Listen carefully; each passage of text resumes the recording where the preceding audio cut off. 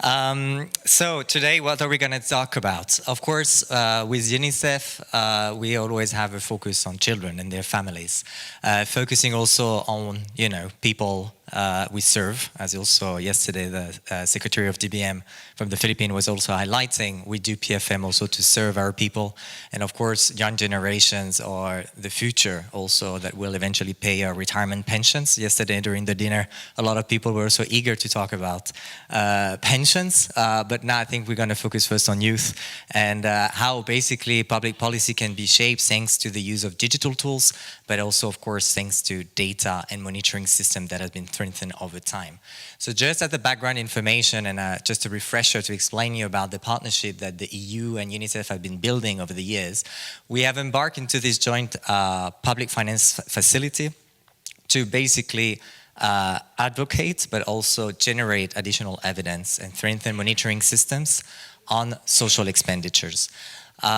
We had two phases. The first phase is relevance for PEMNA members. Countries were Laos, PDR, Cambodia, and Myanmar. On phase two, now we're involving the Philippines, Vietnam, Thailand, and Mongolia. Basically, the purpose of this facility, as I said, is evidence generation, so strengthening monitoring systems, generating data that is able later to influence better decision-making processes at different stages. It's also allow for targeting better and using resources more efficiently.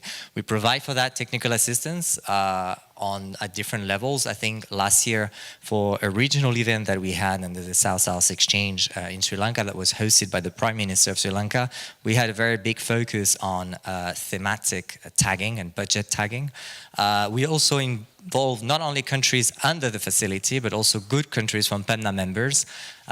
In this case, we had, of course, the experience of Indonesia on nutrition tagging, Timor-Leste as well was often mentioned, and the Philippines for program convergence budgeting. All of this also is very much our support embedded towards increasing citizens' participation in the budgetary process at the different stages. And you will see also how data enable a better engagement with citizens and to make it also more inclusive and response to citizen needs. We'll have later at the end of the presentation some country example. So maybe just one of the major output at regional level that was the end of the phase one was the regional report of where is the fiscal space for children and their family. Basically, in this report, we're focusing on three social sectors: education, social assistance, and health. What can we say? It's basically, we have analyzed different countries from Asia. In total, we had 17 countries, covering a span of about 8 fiscal years. And what we have seen in terms of findings is, for education, for instance, there is a clear, we don't invest enough on education, or for the entire region. That's a clear trend. If we look at health, we have seen a peak during COVID, but now it's again decreasing. And for social protection, the investment level is not sustained. Of course, what we had back in our mind is also the commitment of each country towards the Sustainable Development Goals. And we see that still, whether it's on education in terms of learning outcome, we're still very far from there. And also our targets for universal healthcare, it's not yet achieved. So what we wanted to do is to take this work, analytical work, further by consolidating all the data that has been cleared by the Ministry of Finance of the regions from 17 countries for Asia Pacific. And that's our digital tool that we have called the Social Sector Budget Tracker. So for here, you will see something that is like screenshots, but I can tell you after the presentation, we will show you a live mode. It's just not to be a bit too cumbersome in case the internet is not functioning well. But again, we focus on those three social sectors, as I was discussing before from the reports. It is based by country, but you can also have a regional comparison, and we use different type of indicators, depending if you want to look at inflations as a percentage of GDP in terms of expenditure. And of course, you can download those kind of information. I know that Jenny will want to focus on 3 countries after in the demo: Thailand, Philippines, and Mongolia, so hold your breath. But Jenny, do you want to say something else on these slides before I move on? Yes, just quickly, because our moderator brought up the important context that we're in, where we have currently new and emerging risks to fiscal space. And a lot of the work on this topic was done in the shadow of COVID. And these three sectors were of particular interest. Of course, COVID was a health and economic crisis, so we really wanted to understand, were health budgets being maintained in a crisis where the overall resources were shrinking? And then, of course, social protection was a key response in that crisis. And then we really wanted to monitor education because so many countries had school closures. So was it a case that health was being protected at the cost of education? And very unfortunately, all of a sudden, these three sectors are now very relevant again. So our colleagues from Indonesia were talking about a decision just yesterday looking at rationalizing expenditure. So being able to monitor these three sectors is critical to understand, are we protecting and preserving essential social services? Thank you very much. So looking ahead, because something maybe I didn't mention yet, but you are very lucky today because this is our baby. It's not yet fully final, so you're in the very beginning of this exercise, but we intend to launch it in August. So everything that you will see now is kind of off the record, even though we know we are recorded right now. So what are the future directions for the tracker? Here, again, we're still in the development phase, so if you have suggestions on how you would see such a tool be useful for you, please feel free also to step in the discussion later and feed basically the potential of this tool. What we want is right now we have a huge, massive database on how much money has been allocated for all these countries since 2017 until now, which also allow us to have a clear trends on sustainability or not of investments in those social sectors and where maybe some additional allocation would be needed or additional efficiency could be gained.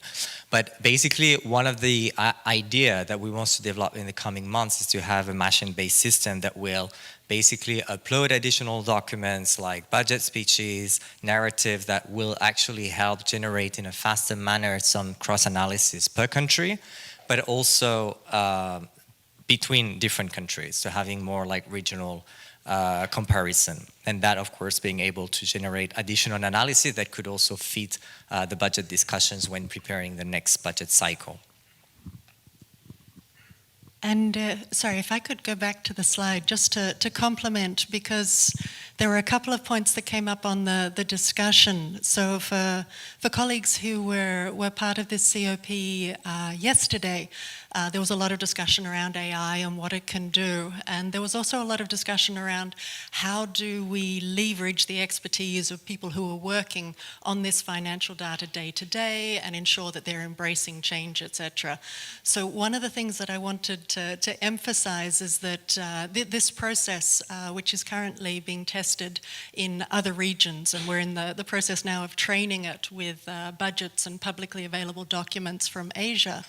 But one of the elements is directly responding to a concern that we received from ministries of finance which are not yet fully digitalized, and that is the case where you receive a document that's a PDF, and in particular a document that's been saved as a PDF image, so you cannot copy paste and you therefore end up doing manual data entry. So obviously it's a loss of time and also a risk in terms of data entry errors.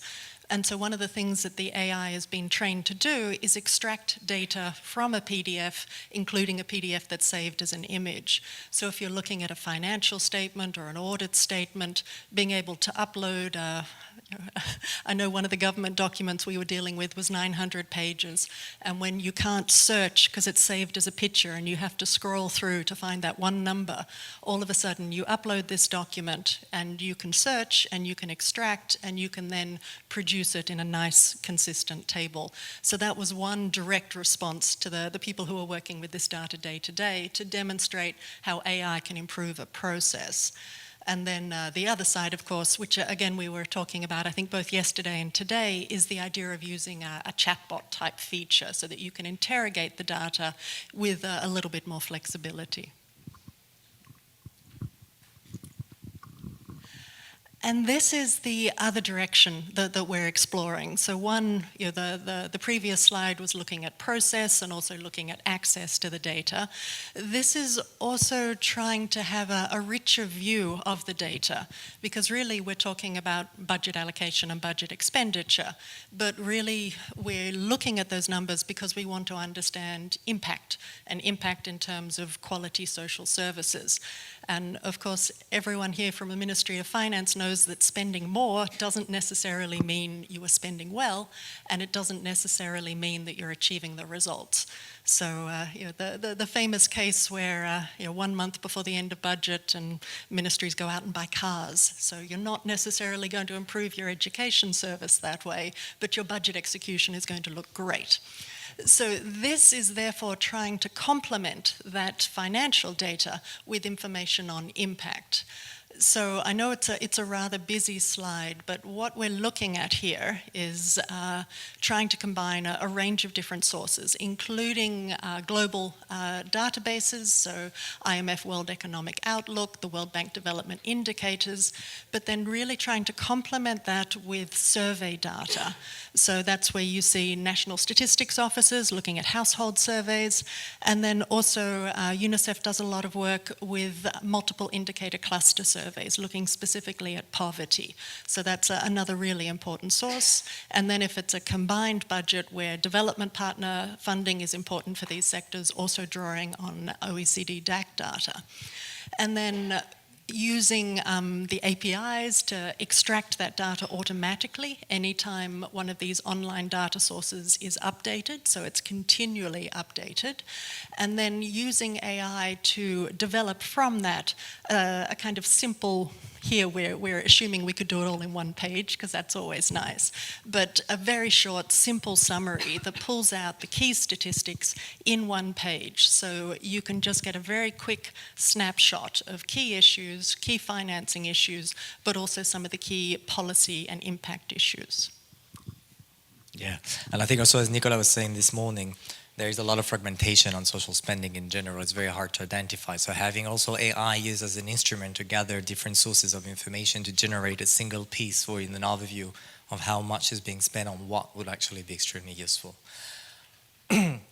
Now, just to focus on 2 countries example, on how basically we have been also supporting the PEMNA members in those endeavors. I mean, one of them was under the first phase of the facility with Cambodia, and we were working much more on citizen participation and citizen budget and participation, especially with the bottom-up approach, working with subnational levels and with a review of the capital provincial administration of the data that was encoded by local level. I think on this, we have now actually an established partnership between the Ministry of Interior and the Ministry of Finance. With the link you can see there, which is still on the demo side, so it's still an early stage exercise, but I think it proved to be a quite useful exercise when it's about empowering youth and local governments in shaping and implementing budgets. And they use different tools, of course, to be fit with the use. You need to use mobile app on top of websites. So this is something where training is ongoing, and it's expected to be rolled out nationally.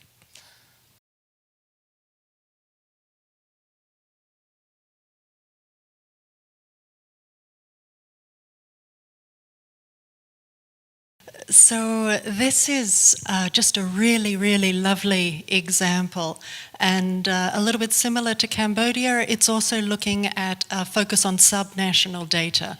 So of course, if we're looking at the key social sectors in a decentralized context, we really need to have an understanding of what's happening at subnational level. But if you have autonomous decisions at subnational level, it can be very hard to get that data. And when we're looking at these issues of integration of data, there's been discussion about trying to integrate your IFMIS at national level with with subnational level. And so what was done in Indonesia was extremely innovative. It's been underway for about 2 years, so this is an advanced and mature model. But the process was to do an AI-assisted analysis of budget line items at the subnational level. And so these were tagged to identify spending relevant to children, spending relevant to the SDGs, spending relevant to immunization as a kind of tracer indicator. And then from that, there was again, talking about risk assessment, there was a very rigorous process to monitor and review.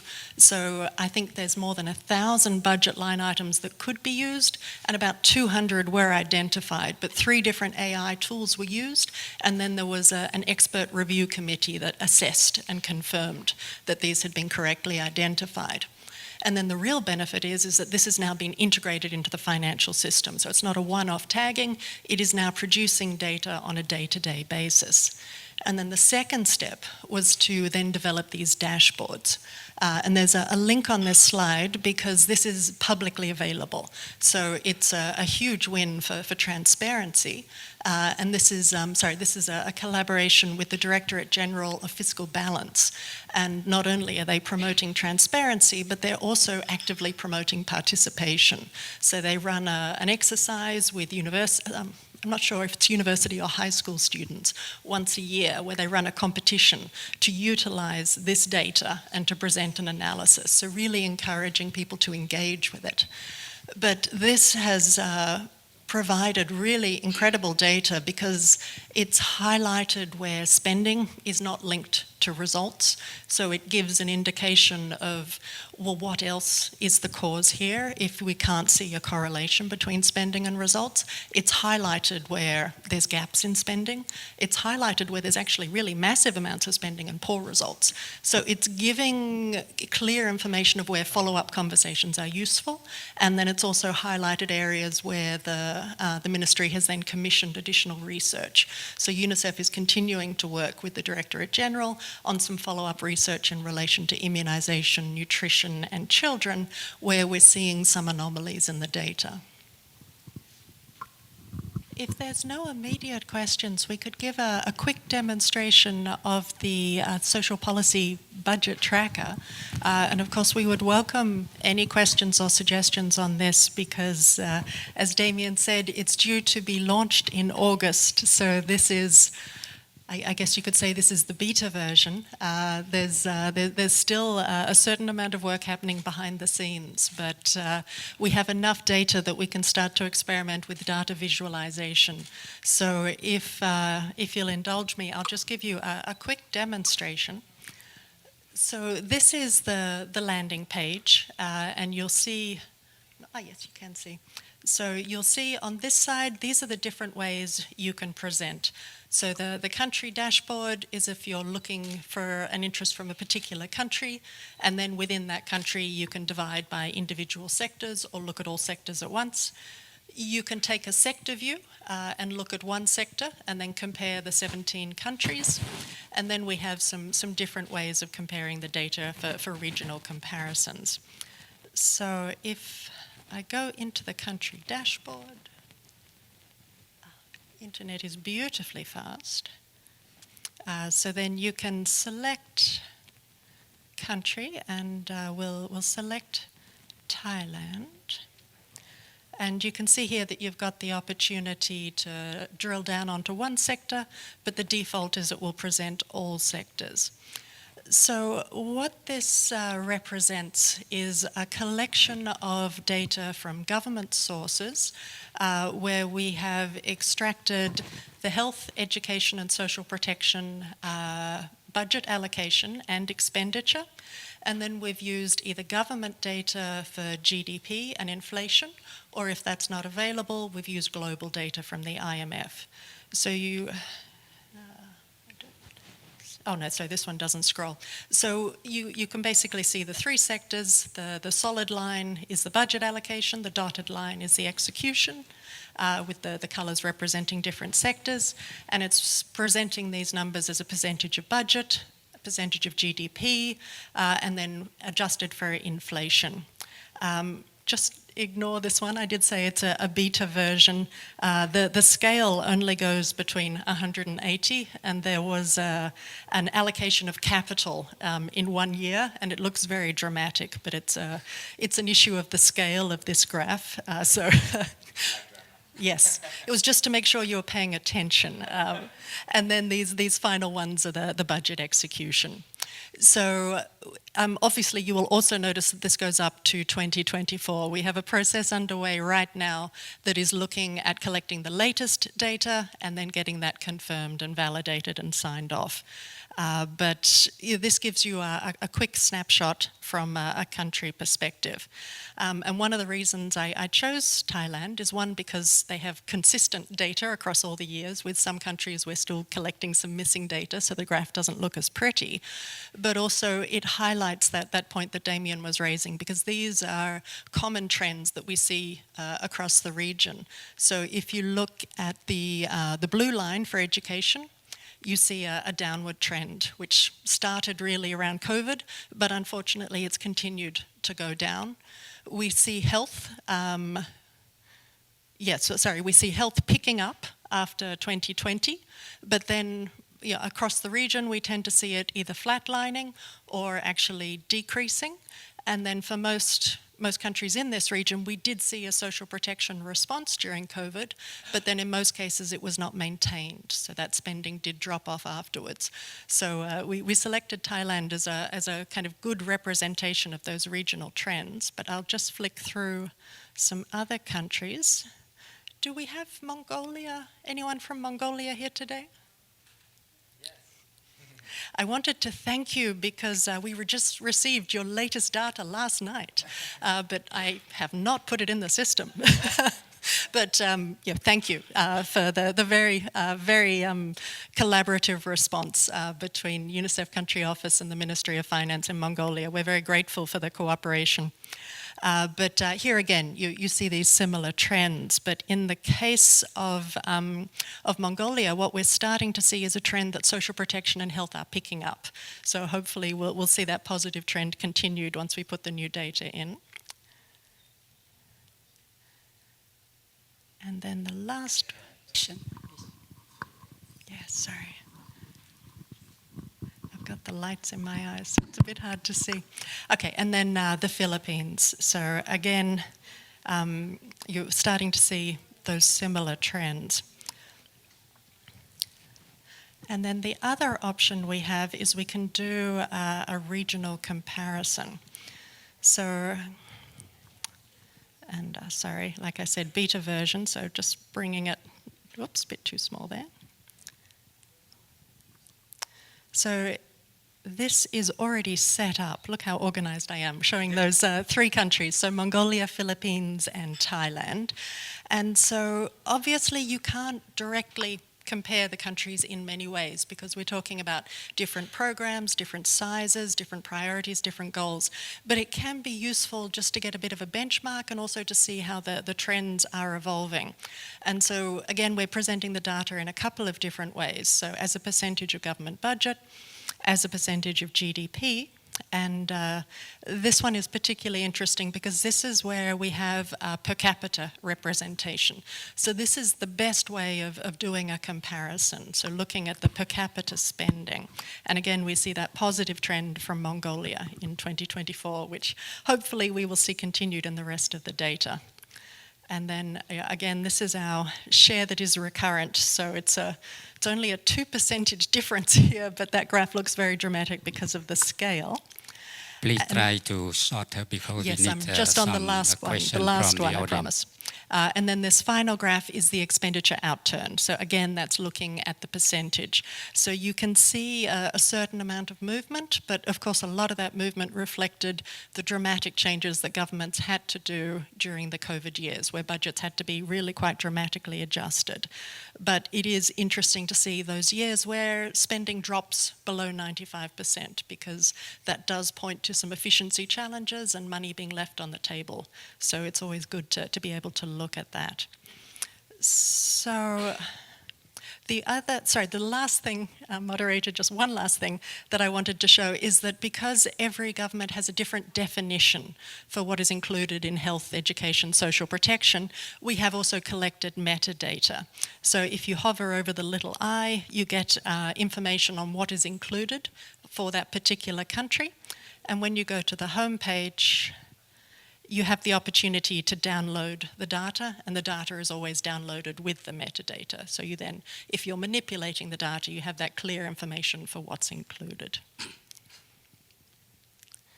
But as I said, we're looking at trying to have this finalised, updated, and then launched at the South-South exchange for the PFF in August.